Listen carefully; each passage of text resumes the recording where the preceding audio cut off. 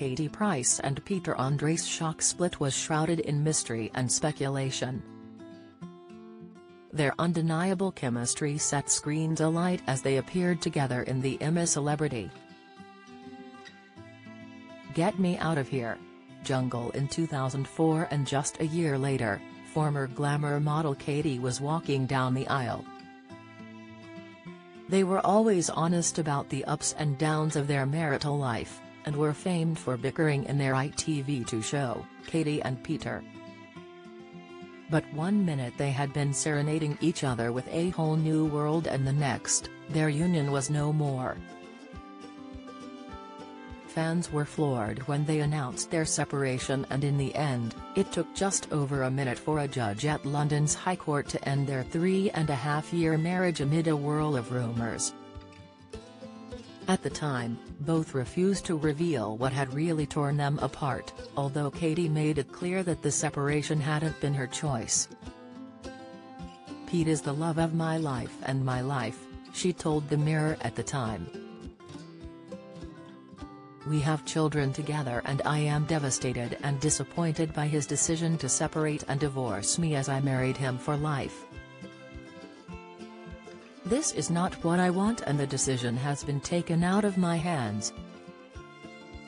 I will not comment further or do any interviews regarding the separation, but I will always love my Pete." So what did go wrong for one of reality TV's most loved couples? They had both admitted to having jealous rows and openly bickered on their shows, but few were convinced that was enough to derail them.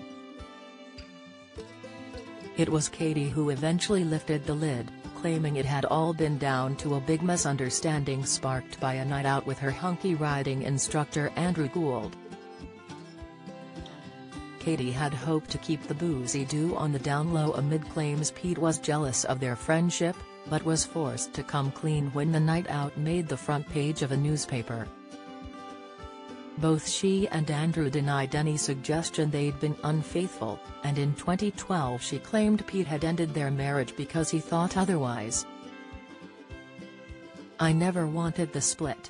It's unfortunate that he thought I was having an affair," she told Radio 4's Woman's Hour, insisting he had no proof.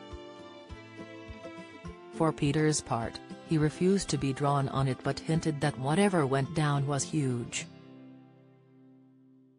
"Something big happened, which I won't reveal as I don't want my kids reading it. But when I tell them, I'll come on your show and reveal what actually happened," he told Piers Morgan in 2009. "Katie knows 100% the reason why I left her, and I am 100% sure that what happened definitely did happen." Katie hit back at those claims in her own 2009 chat with Piers, insisting, "Pete had it in his head that I fancied him, Gould. He fancied me maybe because, I don't know, Andrew's half decent looking, has not an ugly guy. I would get up early, go to the horse, come back, be in a really good mood. He would look at it as if Andrew's making me in a good mood, not seeing it that I've been to the horse, my release, I've enjoyed riding."